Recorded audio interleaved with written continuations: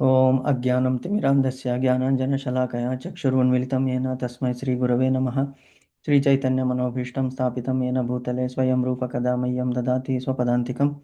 వందేహం శ్రీగురో శ్రీయుతపదకమలం శ్రీగురూన్ వైష్ణవాంచ చ శ్రీరూపం సాగ్రజాతం సహగణ రఘునాథాన్వితం తం సజీవం సాద్వైతం సావధూతం పరిజనసహితం కృష్ణచైతన్యదేవం శ్రీరాధాకృష్ణపాదాన్ సహగణ లలిత శ్రీవిశాఖాన్వితాంశ नमो ओम विष्णुपादाय कृष्णप्रेष्ठाय भूतले श्रीमते भक्तिवेदान्तस्वामिनीति नामिने नमस्ते सरस्वती देवी गौरवाणी प्रचारिणी निर्विशेष शून्यवादी पाश्चात्यदेशतारिणे वाञ्छाकल्पतरुभ्यश्च कृपा सिन्धुभ्य एव च पतितानां पावनेभ्यो वैष्णवेभ्यो नमो नमः.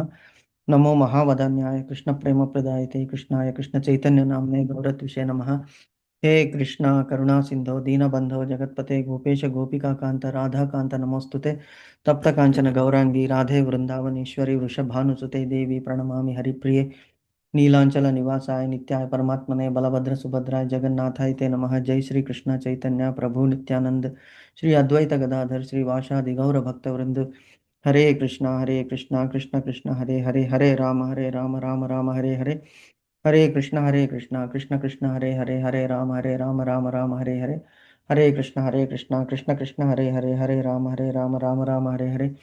एकं शास्त्रं देवकी पुत्रगीतम् एको देवो देवकी पुत्र एव च एको मन्त्रस्य तस्य नामानि यानि कर्मस्येकं तस्य देवस्य सेवा. हरे कृष्ण कृष्ण कृष्ण हरे हरे राम राम हरे हरे. हरे कृष्ण माताजी. హరే కృష్ణ ప్రభు. హరే కృష్ణ మాతాజీ. ఓకే, శ్లోకము చదువుదాము. నిన్న 6th శ్లోకం అయింది, ఇవాళ 7th శ్లోకము, అంతేనా? 7th శ్లోకము 7th అయిపోయిందా మాతాజీ? 7th అయిపోయింది ప్రభుజీ. అయితే ఓకే, 8th శ్లోకం. ఓకే, సో చెప్పండి మాతాజీ. హరే కృష్ణ ప్రభు. భవాన్ భీష్మశ్చ కర్మశ్చ కృపశ్చ సమతింజయః అశ్వత్థామ వికర్ణశ్చ సౌమథద్దితి సదా ఏవ చ. Okay, Hare very Krishna good. ప్రభు. హరే కృష్ణ మాతాజీ, నైస్. భవాన్ హరే కృష్ణ భీష్మశ్చ ప్రభుజీ. కర్ణశ్చ కృపశ్చ సమితింజయః అశ్వత్థామా వికర్ణశ్చ సౌమదత్తిస్తథైవ చ. అక్కడ దీర్ఘం ఉంది. అశ్వత్థామా వికర్ణశ్చ సౌమదత్తిస్తథైవ చ. Okay, good effort, nice Mataji. Hare Krishna Prabhuji. Hare Krishna Mataji.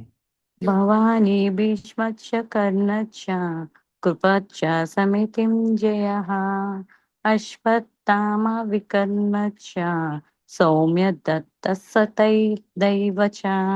Okay, very good. భవాన్ భవాన్ భవాన్ భవాన్ భవాని భీష్మచ్చ భవానీ కర్ణచ్చ. కాదు, భవాన్. భవాన్ భవాన్ భీష్మశ్చ కర్ణశ్చ కృపశ్చ సమితింజయ అంటే వీళ్ళ పేర్లు చెప్తున్నాడు. భవాన్ అంటే నేను, భవాన్ అంటే మీరు, స్వయంగా మీరు అంటే భీష్ముణ్ణి. భవాన్ అంటే మీరు, భీష్ములు, కర్ణుడు, కృపాచార్యుల వారు, తర్వాత సమితి యుద్ధంలో విజయుడు అనమాట. వీళ్ళందరూ కూడా యుద్ధంలో జయించేటువంటి. అలాగే అశ్వత్థామ ఉన్నాడు, వికర్ణుడు ఉన్నాడు, సౌమదత్తి ఉన్నాడు, భూరిశ్రవుడు అనేటువంటి వాడు ఉన్నాడు, అనేటువంటి సోమదత్తుని కుమారుడైనటువంటి భూరిశ్రవుడు ఉన్నాడు అని చెప్తున్నాడు అనమాట దుర్యోధనుడు. Okay, very nice. Okay, Venusri Mataji. Hare Krishna Prabhuji. Hare Krishna Mataji. Hare Krishna. అస్మాకం తం విశిష్టమే తాన్వి బోధ దివోచమం నాయక మమ సైన్యస సంజార్ద తను బ్రవామి తే. ఓకే, మంచి ఎఫర్ట్ చేశారు. రేపు 2 శ్లోకాలు చదువుకొని రండి మాతాజీ. 2 శ్లోకాలు అంటే 8th 9th, so that we are all of us are on the same లెవెల్లో ఉన్నాం అనమాట. Okay,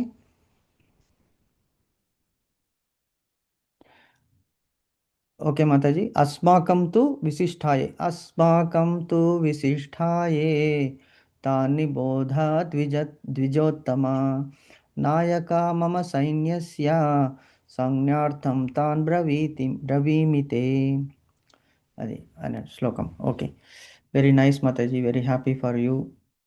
so now will go to 42nd శ్లోకం. ఇది ఈ అధ్యాయానికి అంటే మనం ఇంట్లో మీరు కేకులు చేస్తారు కదా మాతాజీ, కేక్స్ చేస్తారా? అందరూ ఇంట్లో మీరు ట్రై చేస్తారా ఇంట్లో కేక్స్ చేయడానికి? ట్రై లేదు చేస్తాం ప్రభుజీ. ప్రభు. చేస్తారు కదా. సో కేక్ చేసి అందరితో దాంతో వదిలిపెట్టారు కదా, కేక్ మీద ఐసింగ్ పెడతారు, హ్యాపీ బర్త్డే అని, హ్యాపీ వెడ్డింగ్ యానివర్సరీ అని. దాంట్లో ఐసింగ్, కేక్ ఉత్త కేక్ అంటే అంత రుచిగా ఉండదు, దాని మీద ఐసింగ్ పెడతారు. అంటే షుగర్ సొల్యూషన్ని మిక్స్ చేసి క్రీమ్లో యాడ్ చేసి దాన్ని కేక్ మీద పెట్టినప్పుడు ఆ కేక్ ఇంకా రుచిగా అనిపిస్తుంది. సో అలాగే ప్రతి అధ్యాయానికి ఒక ఐసింగ్ అన్నమాట. ఈ అధ్యాయం అంతా కూడా ఒక కేక్ అయితే ఆ కేక్ మీద ఉన్నటువంటి ఐసింగ్ ఈ 42nd శ్లోకం. ప్రతి అధ్యాయానికి చివరిలో భగవంతుడు సమరీ చెప్తాడు, కంక్లూజన్, జిస్ట్ చెప్తున్నాడు అనమాట. సో అలాగే ఇక్కడ మనం ఈ మొత్తం ఈ 4th చాప్టర్ మనం చదువుకున్నాం ఇన్నాళ్ళుగా. ఏమిటి? జ్ఞాన కర్మ సన్యాస యోగము.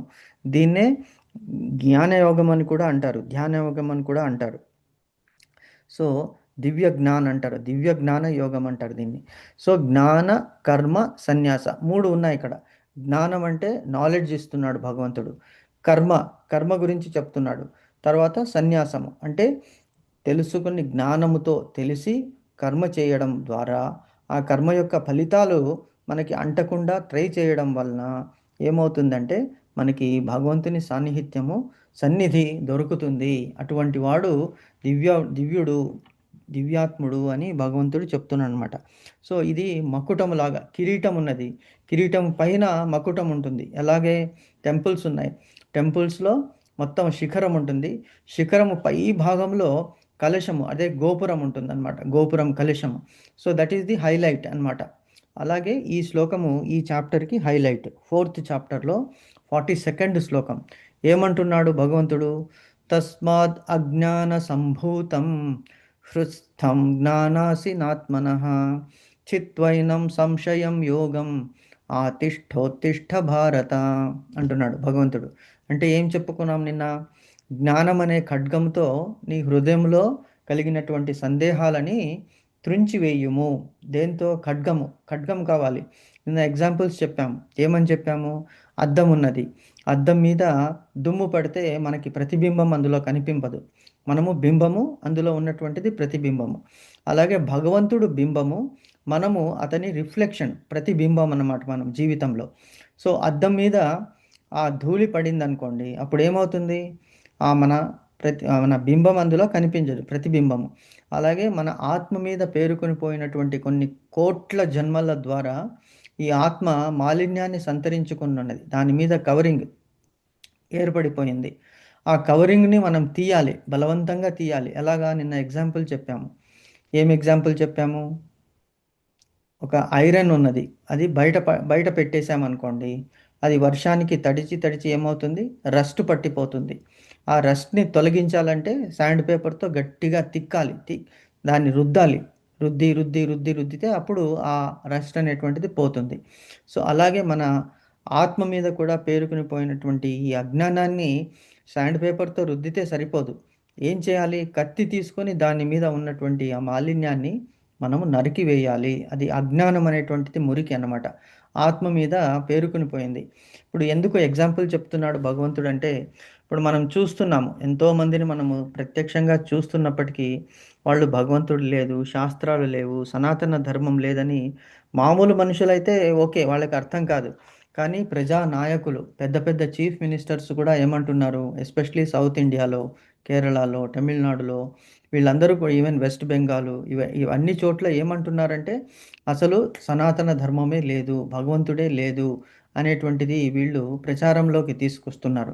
మరి ప్రజా నాయకుడైనటువంటి వాళ్ళే చెప్తే ప్రజల మీద ఆ ప్రభావం పడుతుంది తప్పనిసరిగా. ఎందుకు వీళ్ళ మీద ఎలాగైందంటే, వాళ్ళు ఈ కలియుగములో రాక్షస స్వరూపులు అనమాట. చూడడానికి బాగుంటారు, కానీ త్రేతాయుగము, కృతయుగము, ద్వాపరయుగంలో రాక్షసులు చూడ్డానికి కూడా అసలు భయంకరంగా ఉంటారు. అదే డేంజర్. కలి యొక్క ప్రభావం ఏమిటంటే అసలు అట్రాక్ట్ చేస్తాడనమాట. ఫస్ట్ అట్రాక్ట్ చేసి తర్వాత అధోగతికి పంపించడమే కలి యొక్క లక్షణం. కానీ అదే మనం సనాతన ధర్మం లేదు అని వీళ్ళు అంటున్నారు. ఎందుకు? వాళ్ళ హృదయాల్లో కొన్ని కోట్ల జన్మల నుంచి పేరుకొనిపోయినటువంటి ఆ మాలిన్యం అలాగే ఉన్నది. దాన్ని ఏమాత్రము వాళ్ళు ట్రై చేయరు. పైగా భగవంతుని నిందకి ఎప్పుడైతే పాల్పడతారో వీళ్ళకి నెక్స్ట్ ఇంకా జన్మ అంటే అధోగతి. మరి ఇప్పుడు ఎలా వచ్చిందంటే ఏదో జన్మలో ఏదో పుణ్యం చేసుకున్నారు. ప్లస్ భగవంతునికి వీళ్ళ మీద విపరీతమైనటువంటి కరుణతో ఒక ఛాన్స్ ఇద్దాము. అదే ఇప్పుడు మనకు వస్తుంది, శ్లోకంలో వస్తుంది అది. ఒక ఛాన్స్ ఇచ్చి చూద్దాము, అట్లీస్ట్ కొద్దిగా అయినా పరివర్తన చెందుతాడా. ఎందుకంటే అందరూ భగవంతుని పిల్లలే. సో పిల్లల మీద తల్లిదండ్రులకు ఉన్నటువంటి సహజమైనటువంటి ప్రేమతో భగవంతుడు కూడా మనకందరికీ అవకాశం ఇచ్చాడు. కానీ నాస్తికులు ఏమంటారు? నాస్తికులు ఏం చేస్తారు? మనల్ని నిందిస్తారు. మనల్ని నిందించడమే కాకుండా భగవంతుని కూడా నిందిస్తారు. సో వాళ్ళు మనం ఏం చేయాలి? వాళ్ళ నుంచి మనం దూరం జరిగిపోవాలి. ప్రభుపాదుల వారు అంటారు, మీరు వాళ్ళు చేసేటువంటి వాదనని ఖండించగలగాలి. అంటే ఆ వాక్ పటిమతో, ఆ శాస్త్ర పఠనం యొక్క జ్ఞానముతో. అవి రెండు మనకి తక్కువ అని మనకు అనిపించినప్పుడు, వెన్ వీఆర్ నాట్ కాన్ఫిడెంట్, అక్కడి నుంచి వెళ్ళిపోవాలి మనం. ఎందుకంటే ఇప్పుడు మనల్ని నిందిస్తున్నాడు, ఇంకాసేపటి తర్వాత భగవంతుని నిందిస్తాడు. సో భగవంతుని నిందించేటప్పుడు మనం చెవులు మూసుకుని అక్కడి నుంచి వెళ్ళిపోవాలి. ఎప్పుడు మనకి చేత కానప్పుడు వాళ్ళతో ఆర్గ్యూ చేయడానికి, లేకపోతే గట్టిగా ఆర్గ్యూ చేసి వాళ్ళని నోరు మూయించి వాళ్ళని అంగీకరింపజేయడానికి ట్రై చేయాలి. అలాగే ప్రభుపాదుల వారు ఇక్కడికి వచ్చారు వెస్టర్న్ కంట్రీలో. ఏం చేశారు? ఫస్ట్లో అందరూ అతన్ని ఆశ్రయించలేదు. కానీ నిరంతరంగా శ్రమించి అందరూ భగవంతుని బిడ్డలే అని చెప్పి కన్విన్స్ చేయగలిగాడు తన రోల్ మోడల్గా. సో అలాంటిదే ఇక్కడ చెప్తున్నాడు. సో భగవంతుడు ఏమంటున్నాడు? ఖడ్గముతో మన హృదయంలో కలిగినటువంటి సందేహాలు ఎటువంటి సందేహాలు? అసలు భగవంతుడు ఉన్నాడా? ఈ సనాతన ధర్మం ఉన్నదా? ఈ శాస్త్రాలు ఉన్నాయా? అనేటువంటి సందేహాలు అప్పుడప్పుడు వస్తుంటాయి. ఎప్పుడప్పుడు వస్తాయి? ఈవెన్ మన ఎంతోమందికి తప్పలేదు. ఎందుకంటే భగవంతుడు పెట్టేటువంటి పరీక్షలు అటువంటివి. మనం చూసాము. ఏమిటి? కృతయుగంలో, తర్వాత త్రేతాయుగంలో, ద్వాపర యుగంలో ఋషులు తపస్సు చేసుకుంటున్నారు, భగవంతునికి అతి చేరువలో ఉన్నారు. కానీ రాక్షసులు వాళ్ళని వదిలిపెట్టకుండా యజ్ఞంలో వాళ్ళ యజ్ఞాలని ధ్వంసం చేయడము, వాళ్ళ ప్రాణాలని, హిరణ్యకశిపుడిని చూశారు కదా, ఎంతమంది మునీశ్వరులని, ఋషులని అతను చంపేశాడు. మరి వీళ్ళందరూ ఎలాగా? నమ్మకమైన భగవంతుడు రక్షించలేదా అంటే వాళ్ళకి వెంటనే ముక్తిని ఇచ్చేశాడు భగవంతుడు. ఎందుకు? మనం యజ్ఞంలో సమిధలు వేస్తాం, అంటే ఎండు కట్టెలు వేస్తాం. పచ్చి కట్టెలను ఎవరు వేయరు. పచ్చి కట్టెలు వేస్తే ఓన్లీ పొగ వస్తుంది. సో మనం అందరూ కూడా భగవంతుని ధ్యానంలో ఉన్నప్పుడు మనం ఎండు కట్టెల వంటి వాళ్ళము. సో యజ్ఞంలో ఆహుతి, మంచి పనికి ఆహుతి అయితే మనకి కష్టం వచ్చినప్పటికీ కూడా భగవంతుని చరణాలను మనం వీడము. సో అప్పుడు భగవంతుడు ఏమంటాడు? నేను నా భక్తులని ఎప్పుడునూ నశింపచేయను. భక్తులకు ఎప్పుడు కష్టం వచ్చినా నేనే ఆదుకుంటాను. ఏమంటాడు? క్షిప్రం భవతి ధర్మాత్మ శాశ్వత్ శాంతిం నిగచ్చతి కౌంతేయ ప్రతి జానీహి నమే భక్త్యా ప్రణశ్యతి. ఏమంటాడు? క్షిప్రం భవతి, జస్ట్ చిటిక వేసినంత మాత్రాన నన్ను తలుచుకుంటే చాలు కష్టం వచ్చినప్పుడు. ధర్మరాజు ఎందుకు అతను అడవుల పాలయ్యాడు అంటే ఆ టైంలో భగవంతుని తలుచుకోలేదు. అంటే ఎగ్జాంపుల్, వాళ్ళందరూ మహనీయులు. యమధర్మరాజు యొక్క స్వరూపమే ధర్మరాజు. మరి ఎందుకు తలుచుకోలేదంటే మనకందరికీ ఎగ్జాంపుల్ చూపించడానికి. అటువంటి మహనీయులకే భూమిని ఎప్పుడైతే తాకుతారో ఆ మానవ జన్మ ఎత్తినప్పుడు ఆ మాయాదేవి అనేటువంటిది ఎవరిని కూడా వదలదు. ఈవెన్ శ్రీకృష్ణ పరమాత్మకే తప్పలేదు అపనిందలు పాలవ్వడం. సత్రాజిత్తు వలన ఆ శమంతకమణిని దొంగిలించాడనేటువంటి అపవాదు అతనికి వచ్చింది. ఆ అపవాదును మాదుకోవడానికి అతను మళ్ళీ వినాయకునికి పూజ చేసి అతని ప్రసాదాలు స్వీకరించి ఆ కథను విని అక్షతలు తల మీద వేసుకుని వెళ్ళిన తర్వాత అతనికి ఆ నింద నుంచి దూరం కాగలిగాడు. అటువంటి అతనికే దూరం అయినప్పుడు, కాలనప్పుడు మనకిలాగా, మనం మానవ మాత్రము. సో అందుకే భగవంతుడు అంటాడు క్షిప్రం భవతి. ఒకవేళ ధర్మరాజు గనక ఒక్క నిమిషము నన్ను తలుచుకుని ఉంటే అప్పుడు అతని మైండ్లో నేను చేంజ్ చేసేసేవాడిని. ఏమిటి? ఇంకా చాలు, నేను ఎంతో పెట్టాను, ఓడిపోయాను, సరే ఓటమి అంగీకరిస్తాను. అంగీకరిస్తే అతను తనని రక్షించుకున్న వాడవుతాడు, తన రాజ్యాన్ని రక్షించుకున్న వాడయ్యేవాడు, తన తమ్ములను, తన సతీమణిని, తన తల్లిని కూడా తన దగ్గర పెట్టుకుని సుఖంగా ఉండేవాడు. ఎందుకు? రాజు జూదానికి కానీ యుద్ధానికి కానీ పిలిచినప్పుడు వెనుకాడకూడదంటారు. మరి పిలిచాడు, మనం జూదం ఆడాము, కానీ రిస్ట్రిక్షన్ ఉన్నది. ఎంతవరకు అంటే నాకు ఇంతవరకే కెపాసిటీ ఉన్నది, ఒప్పుకోవాలి మనం ఎప్పుడు అందుకే అంటారు మనం ఒక్కొక్కసారి ఏం చేయాలి, నో అని చెప్పడం కూడా నేర్చుకోవాలి. నో అని చెప్పడం నేర్చుకోలేనప్పుడు అన్నిటికీ ఎస్ ఎస్ అనుకుంటే అప్పుడు అది మనకే ప్రాబ్లం అవుతుంది అని చెప్తారనమాట. ఎప్పుడు మనము ఎస్ అనాలి, ఎప్పుడు నో అనాలి, ఎప్పుడు ముందుకు వెళ్ళాలి, ఎప్పుడు వెనక్కి తగ్గాలి. కృష్ణుడే ఉదాహరించి చూపించాడు. 18వసారి జరాసంధుడు వచ్చినప్పుడు అతడు ఏం చేశాడు, యుద్ధభూమి నుంచి పారిపోయాడు. కాలయోనిని తీసుకుని వచ్చాడు జరాసంధుడు. సో కాలయోని సైన్యం ఎంతంటే 3000 కోట్ల అక్షౌహిణీలంట. అసలు వి కెనాట్ ఇమాజిన్. అంటే అంత పెద్ద సైన్యము. ఆ సైన్యం యొక్క గుర్రాలు, ఏనుగులు అవి చేసేటువంటి మూత్రములో నదులతో గ్రామాలే కొట్టుకుని పోయేవట. అంతటి పెద్ద సైన్యము. అతను వచ్చాడు మధురా నగరానికి పట్టణానికి ఆక్రమించడానికి.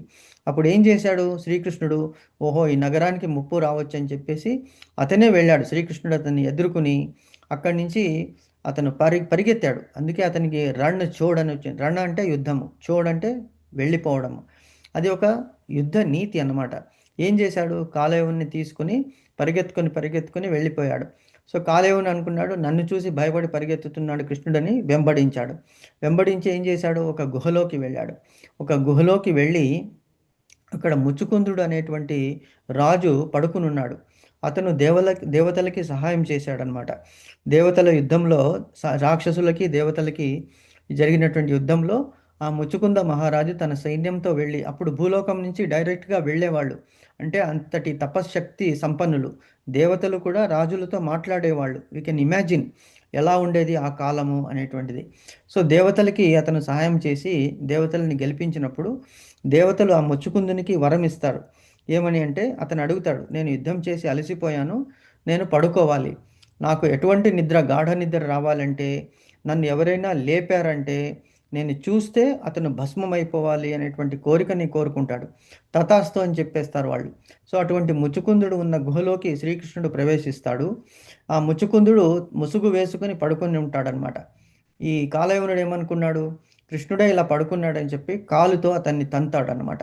అప్పుడు ముచుకుందుడు నా నిద్రని ఎవరు భంగం చేశారని కళ్ళు తీసి చూసేటప్పటికీ ఆ కళ్ళలో నుంచి వచ్చినటువంటి జ్వాలాగ్నితో ఆ కాలయవనుడు భస్మమైపోతాడనమాట. అంటే ఇది ఒక యుక్తి, ఇది ఒక నీతి. ఇది మనం ఎందుకు చెప్పుకుంటున్నాము అంటే, ఈ నీతి వల్ల మనం తెలుసుకోవాలి ఎప్పుడు ఏది ఎస్ అనాలి, ఎప్పుడు నో అనాలి అనేటువంటిది తెలుసుకోవాలి. సో ఎవరిని మనం కన్విన్స్ చేయలేమో అప్పుడు ఏం చేయాలి, మనం వాళ్ళ దగ్గర నుంచి వెళ్ళిపోవాలి. భగవంతుని నిందలు మనం వినకూడదు. అంతేకాని మనం ఓడిపోయి వెళ్ళిపోతున్నాం అనేటువంటిది అనుకోకూడదు. వాళ్ళు ఏమైనా అనుకోని, ఎందుకంటే వాళ్ళు మూర్ఖులు, అజ్ఞానులు. అజ్ఞానులకి చెప్పవచ్చు కానీ మూర్ఖులకి మనం చెప్పలేము. సో ఆ లెసన్ ఇక్కడ భగవంతుడు చెప్తున్నాడు. మనలో అసలు సందేహం అనేటువంటిదే ఉండకూడదు. క్షిప్రం భవతి ధర్మాత్మ. ఎవరైతే చిటిక వేసినంత టైంలో నన్ను తలుచుకుంటారో వాళ్ళు ధర్మాత్ములు అవుతారు. క్షిప్రం భవతి ధర్మాత్మ శాశ్వత్ శాంతిం నిగచ్చతి. శాశ్వతమైనటువంటి శాంతిని వాళ్ళకి ఇస్తాను. శాశ్వత్ శాంతిం నిగచ్చతి. కౌంతేయ ప్రతిజానిహి. కౌంతేయ నేను ప్రతిజ్ఞ చేస్తున్నాను. అసలు భగవంతునికి ప్రతిజ్ఞ చేయవలసిన అవసరం లేదు. అతను చెప్పిన మాటనే శాసనం. అయినప్పటికీ అతను ప్రతిజ్ఞ చేసి చెప్తున్నానయ్యా అర్జున, నీకే కాదు ముందు ఆడవాళ్ళకి కూడా ఇది ప్రతిజ్ఞ. నా ప్రతిజ్ఞ, నా భక్తులని నేను ఎప్పుడూ కాపాడుతూనే ఉంటాను. కష్టాలు ప్రతి మనిషికి వస్తాయి. అంతేకాని అధైర్యంతో భగవంతుని గనక మనం నమ్మకుంటే అప్పుడు అధోగతికి అయిపోతాడనమాట. కాబట్టి క్షిప్రం భవతి ధర్మాత్మ శాశ్వత్ శాంతిం నిగచ్చతి కౌంతేయ ప్రతిజానీహి నమే భక్త్యా ప్రణశ్యతి. నా భక్తుడు ఎప్పుడూ నాశనము చెందడు అని భగవంతుడు ఆశ్వాసనం ఇచ్చాడు. మరి భగవంతుని మీద మనం అటువంటి నమ్మకం ఉంచాలి. కాబట్టి ఓ భరతవంశీయుడా, కర్మయోగంలో నువ్వు స్థితుడు అంటే నిరంతరము కర్మయోగంలో ఉండు, కర్మల గురించి చింతించకు, లేచి నీ కర్తవ్య నిర్వహణ చేయము అని ఇందులో చెప్పాడనమాట భగవంతుడు. సో ఇప్పుడు మనకి ఈ దీంట్లో ఉన్నటువంటి వ్యాఖ్యానం ఏమిటి, ప్రభుపాదులు వారు చెప్తున్నారు. చాలా చాలా ఇంపార్టెంట్ అనమాట. ఇందులో ప్రభుపాదులు ప్రతి ఒక్క వర్డ్ కూడా మనము అనుసంధానం చేసుకోవాలి. కాబట్టి మనం స్లోగా ఇది చదువుదాం. ఏమిటి ఇందులో ఒక 2 లైన్లు 3 లైన్లు చదివి అది అర్థం చేసుకొని మళ్ళీ ముందుకు వెళ్దాం. ఓకే మాతాజీ, చదవండి మాతాజీ.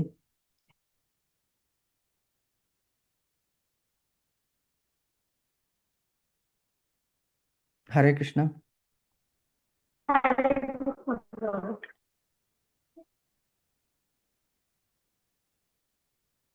ఈ అధ్యాయములో ఉపదేశించబడిన యోగ పద్ధతి సనాతన యోగము అంటే జీవుని చేయబడే నిత్య కర్మలని పిలువబడుతుంది.